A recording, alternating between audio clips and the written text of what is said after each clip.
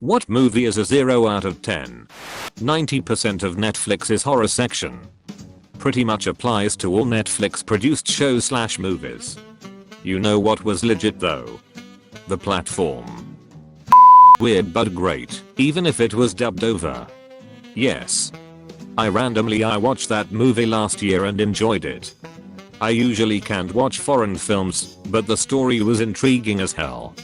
The premise was impossible, but the movie was so good I could put that all aside.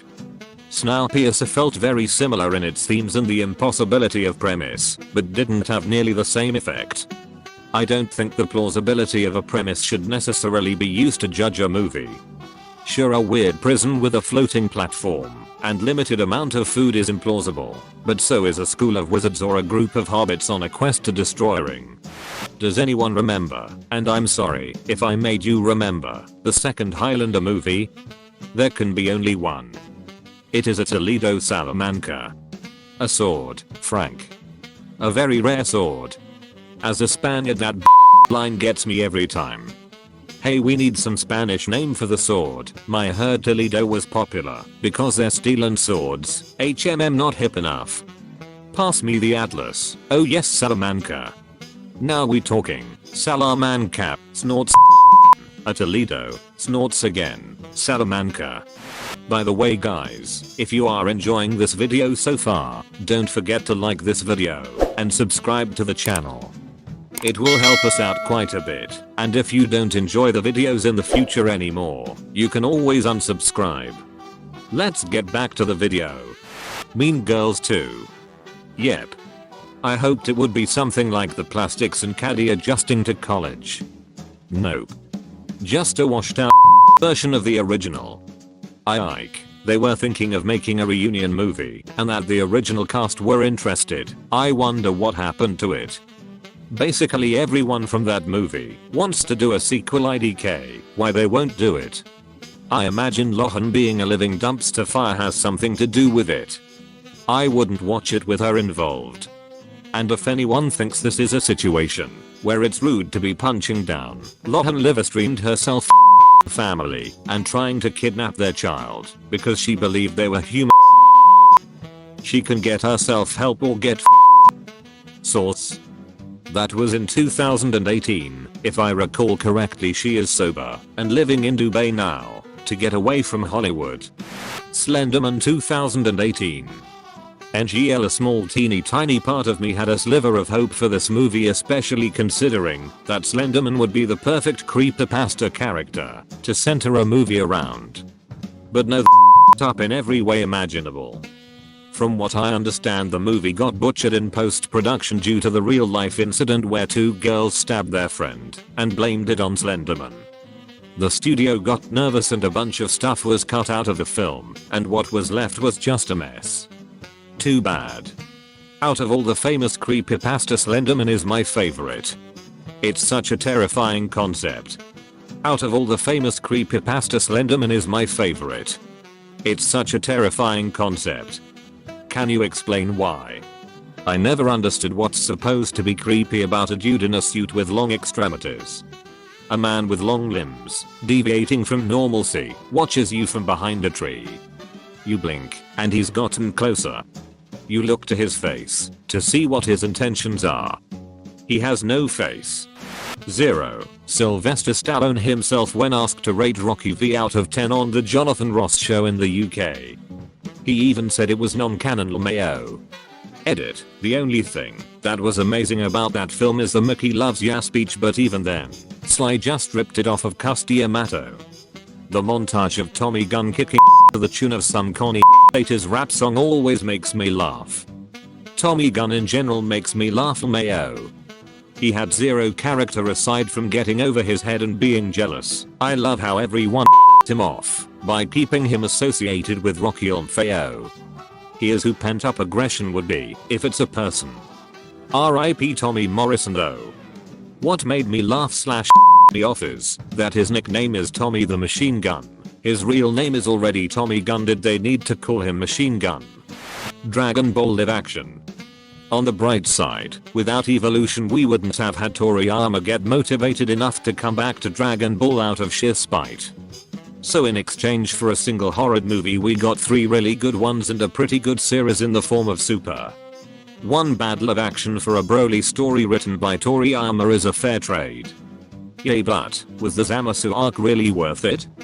I liked the Zamasu arc, except the ending, but we also got badass future Trunks, so it paid for itself. It sort of felt like a really long setup to 2P, for me. Like just showing where Goku gets the companion for Zeno from more than anything. I guess I was just used to them pulling some wild power up off and winning the day, but nothing they did seemed to give them edge for long. Pretty rare for me to turn off a movie once I commit to watching, but I think I made it 20 minutes into Darko before having to end that experiment. I hated this movie so deeply. Donnie never needed a sequel. It was a perfectly uncomfortable emo kid sci-fi about time/space and learning the painful parts of mere existence that no one realized we all needed. It was a one-off and should have remained that way. The fact that the only person associated with both projects is S herself, which leads me to believe the director was probably a rich kid who recognized her vaguely in a Starbucks years later and was like, hey, whatever happened to the DDEU, and went from there. The sad thing is that Donnie Darko kind of is a sequel. It's basically Last Temptation of Christ Part 2. The movie even lampshades the similar theme by placing Last Temptation on theater marquee when Donnie goes to the movies. They could have easily set up a sequel that retained the theme, but had a wildly different setting and characters. Yeah, Donnie Darko was a good film after you watch it a couple times to really understand it. When I heard there was a sequel I jumped to watch it without reading the reviews. Yeah, big mistake. Diary of a Wimpy Kid, The Long Haul. If I'm being completely honest, that movie wasn't as bad as I thought it would be. My friends and I watched it late at night during a sleepover thinking it would make for a good stupid movie to make fun of while we were all tired from staying up, and while it mostly was perfect for that, in terms of actual value it was better than I was expecting it to be. There were a few jokes and moments in it that were legitimately well written and entertaining. That being said though, 90% of it is still overall a really dumb movie that probably shouldn't have been made. It's just the actors don't fit their roles at all. The original trilogy's actors fit perfectly. That is very true. I must say though, I felt that the actor who played Greg's dad in The Long Haul was a pretty good fit objectively speaking, but there was just no way he would ever compare to the original actor who played him in the first 3 movies, since he was already such an insanely perfect fit before the new actor. Disney's Artemis Fowl. The only thing they took from the books was the title and the names of some characters. Literally everything else was completely made up, has nothing to do with the plot of the books, and is portrayed in a way that would feel condescending to a 5-year-old. Just the trailer was enough for me to realize it was trash as someone that read Artemis Fowl as a kid. Glad I avoided it. In a bit of a what if, I like to imagine Aidan Gallagher, number 5 from Umbrella Academy, as Artemis Fowl in a movie worthy of the books. Honestly, that's what I thought he'd be like too. I feel bad for the kid who ended up playing Artemis in the movie. It's not his fault it ended up being a pile of In fact, 5 is far closer to Artemis Fowl than the character in the movie. Except he cares too much about others. Artemis Fowl and Percy Jackson. Even the author of Percy Jackson, Rick Riordan, described them as his life's work going through a meat grinder. I've read the emails he exchanged with the movie staff when they sent him a draft of the script. You can feel his worry and fear as he pinpoints several key issues in their draft, and they changed nothing. The saddest part was when he said to them, please, don't f up my children's story. Absolutely devastating. It has the potential to be like Harry Potter both in franchise and in popularity, and it was butchered. At least it's getting a Disney Plus series, and if I remember he said that he's seen some scripts and he approves of how they're handling it. I'd love for PJ to get some redemption after that dumpster fire of a movie. Not only has he seen some scripts, but he's executive producing and gets final say on story, cast, director, and more, as long as Disney Plus management keeps their funding. The Emoji Movie. I've never watched something so soulless. I've never seen something so hello fellow kids. I too am hip and cool. How do the writers not know how the cloud works? How do the writers not know what an internet troll is? How do the writers not know that a factory reset can be done in 2 seconds by the phone's user? Have any of these people used a phone or interacted with a teenager in their lives? How do the writers think it's feminist to throw in some trite girl power dialogue, then have the stupid boring protagonist guilt trip the female lead into giving up her dream because adding a message about gracefully handling rejection isn't formulaic enough? The Emoji Movie grossed $86.1 million in the United States and Canada, and $131.7 million in other territories, for a worldwide total of $217.8 million, against a production budget of $50 million. The studios who fund these movies understand the market very well, and take educated bets. They got this one right. Every movie doesn't need to make bank. Just significantly more money makers than losers keep them in the black. If a soulless and vapid movie tests markets above $100 million on a $50 million budget, it's a green light. Cats. That movie and the horse it rode in on. My friends and I went in to see Cats armed with alcohol, had some good laughs, and a fun time mocking it relentlessly. We were the only ones in the theater, so we could yell as much as we wanted. Still low-key mad it was the last film I'd ever seen in theaters before the pandemic hit. I worked in a theater when it came out. Only movie that I saw where people who came in to watch it fall offs left part way through. It's so bad, but not the backquote so bad it's funny. It's just bad. Didn't it get released half finished or something? Yes. The first round of copies had unfinished CGI in them. I begged my partner to go with me and she wouldn't, and I kinda just dropped it, but I wish I hadn't. Cats review. I have seen sights no human should see. I witnessed an entire man, knit cap and coat, just standing in a scene among a gathering of cats. I saw a terrifying grey statue looming over a character, only for it to blink and realize it's a woman who is a cat, but they colored her and then forgot to add fur. In one scene, nearly all of Judi Dench's hand is a fluffy blonde like her, the coat of her cat character, Deuteronomy. In another, it's just a regular hand, replete with what appears to be a wedding ring. Most cats have human feet, but some cats wear shoes. I've deliberated this in my head a lot, but I've decided that Dragon Ball Evolution is the worst movie ever made. A complete mockery and insult to the franchise it is adapting, in addition to just being a horrible movie overall. In fact, I believe one writer even publicly apologized for it. Close second is Disaster Movie. It was supposed to be intentionally bad, but it somehow was still worse than I cold thought. Another contender is The Last Airbender, same reason as Dragon Ball, but not quite as egregious. A less known bad movie, that is maybe not quite zero territory, is Skyline. I heard somewhere Toriyama wrote Dragon Ball Super because he hated the movie so much he didn't want it to be the last piece of Dragon Ball media. Meanwhile he let like all of duty go on lol. Baby Saga was good though. I unironically liked Great. The Kid Goku stuff sucked, but the SS4 was awesome emo. I liked how it wasn't another level that they got by just being angrier. It involved the moon and stuff like the giant apes. Super neat. And the Black Star Dragon Balls. Omega Shenron? Phenomenal concept, love the idea. The execution was meh, but it was interesting. Fantastic Four, the latest one. I tend to find redeemer features in any film, but this one almost made me leave the cinema halfway into it. We knew it was bad, but wasn't expecting that.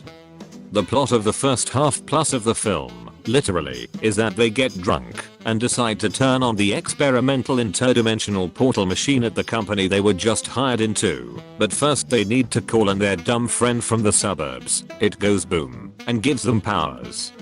And the film just gets worse from there. It was so bad that Disney bought out Fox in order to do the series justice. I'm really intrigued to see who gets cast as the Four. I'm just tired of Reddit trying to fan cast John Krasinski and Emily Blunt as Reed and Sue. I'd be okay with it, but I want someone with a bit more edge to play Stretch. I don't want him to be Stark MK2, but I think that a sarcastic and angsty read would do really well in the MCU environment. That seems a bit too touchy-feely. The Dark Tower movie. I've waited my whole life to see it put to film, and then I sit through that steaming pile of garbage? They did my boy Idris Elba dirty. There is an article that I'm too lazy to look up, whereon Hollywood apologized for DT movie he produced. He said somewhere along the way they decided it would make a good preteen adventure piece if they focused on Jake's POV instead of Roland's. He recognizes that was a huge error. Honestly, it was a disappointment on a level I didn't know was possible, and I think probably 70% of King movie adaptations were garbage. DT is the gross scum left behind by old garbage that's leaking. Dark Tower book series is sacred storytelling, and the movie is garbage scum. Ye be warned. I found the best King adaptations are the ones with no supernatural story element, except maybe Green Mile. I could watch Shawshank Redemption over and over, and Stand By Me is loved by most people I know. I rewatched Maximum Overdrive the other day. I'd rather watch that movie 10 times than rewatch the Dark Tower once. My favorite King books somehow became the worst in a really long line of his terrible movie adaptations. Surprisingly, I think Cell was one of the best adaptations, and it was among my least favorite of his books. Avatar: The Last Airbender movie adaptation, and Percy Jackson/Peter Johnson movie adaptation. Both are so bad that they have been disowned by their fandoms. The first Percy Jackson movie wasn't the worst thing I had ever watched. I'd give it like a 3/10. The Sea of Monsters though. Holy that movie ruined the franchise on a baffling level. I have no idea what they were thinking. Wait, are you telling me it's a bad idea to both kill the final boss 3 movies early and set up a cliffhanger for the next movie?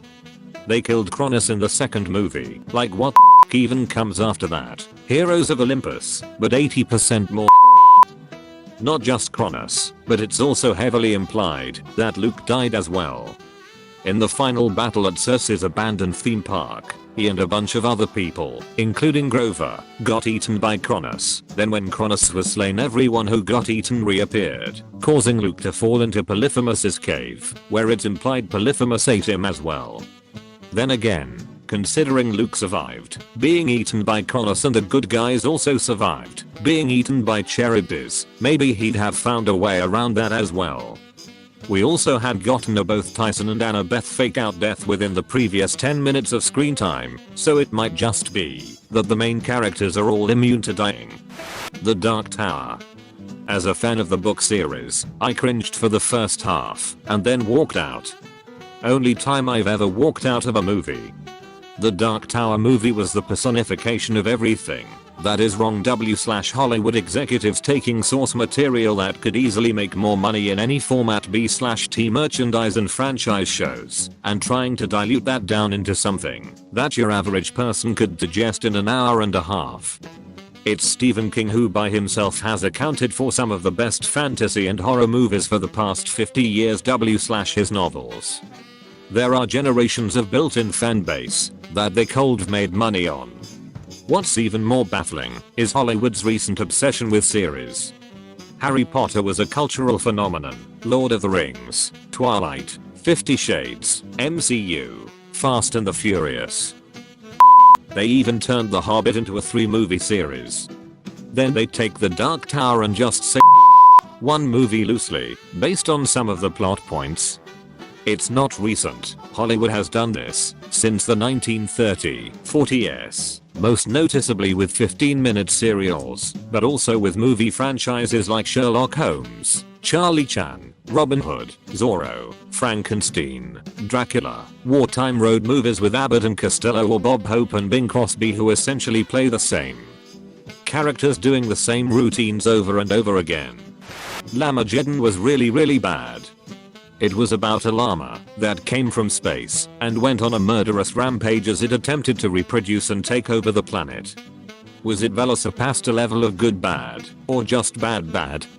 As a movie Velociraptor was 0/10, but as entertainment it was like a 7.5.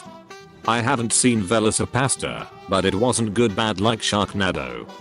It was like 3rd graders trying to write a story level of cringe lol. I've showed it to people and it's worth a short laugh if you skip around to the good parts, but that's it. Sharknado was just bad. It tried too hard to be a good bad movie. And as a result was just a bad movie. It is more of a meme of bad movies than an actual decent bad movie. Tom Cruise's The Mummy. I say Tom Cruise's because it's well known he basically took over that whole movie and it ended up such a disaster they had to scrap all their plans for a monster movie universe starring Johnny Depp as the Invisible Man and Angelina Jolie as the Bride of Frankenstein with Javier Bardem as Frankenstein's monster. That's a lot of talent to lose because Tom couldn't help himself. I hated that movie so much. I can't understand the plot of the movie. Heck, I don't understand why would the tomb of a mummified Egyptian princess be located in Iraq? It's like thousands of miles from Egypt. And why would Dr. Jekyll and Mr. Hyde be part of the story? I get that the movie was meant to be the first for the Universal Monster Universe, but I think the director and producer should followed the original 1930s The Mummy. In fact, the 1999 movie The Mummy did seem to follow the original movie storyline. Edit. Want to share my favorite moment from the 1999 The Mummy.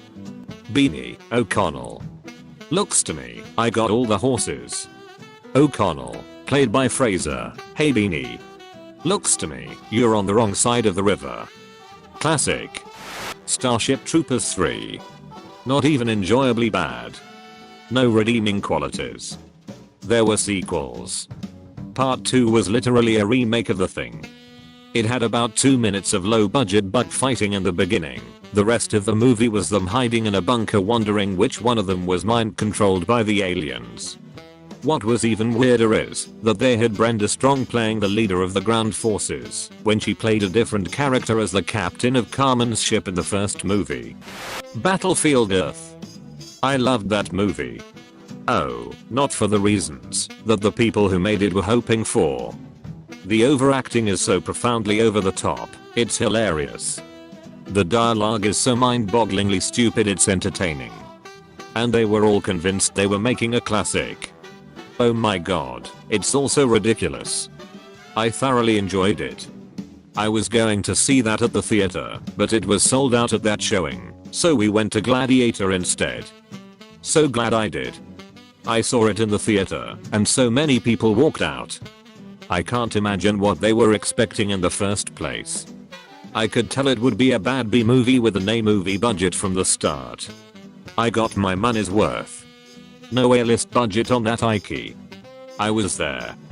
Battlefield Earth's budget was once claimed to be $75 million, but it was later revealed that its true cost was a more modest $44 million. Franchise Pictures, it turned out, had falsely inflated its budget and was later sued for fraud. The Star Wars Holiday Special. If there is a correct answer for this question, this is it. Can't believe I had to scroll this far down to find this comment. I suppose the reason why is the vast majority of people are blissfully unaware of how terrible it is. A lot of people have heard of it and about how bad it is, but never seen it. I was one of those people until I watched it as a teenager when it was finally available via file sharing online. It is beyond just bad, it's horrendously unending boring. It isn't a movie, or even a story, or even much of a holiday special. It's basically just a 1970s variety show, but all of the acts are really bad and unfunny, and it feels like it lasts forever. And it also feels like it had a whole bunch of Star Wars elements slapped onto it by a writer who has never seen Star Wars. B. Arthur shows up and sings a song that is like 5 minutes long. And that's maybe the best part of the whole thing. This is the end of the video. Thank you guys for staying with me till the end. If you enjoyed watching this, you might as well watch these too.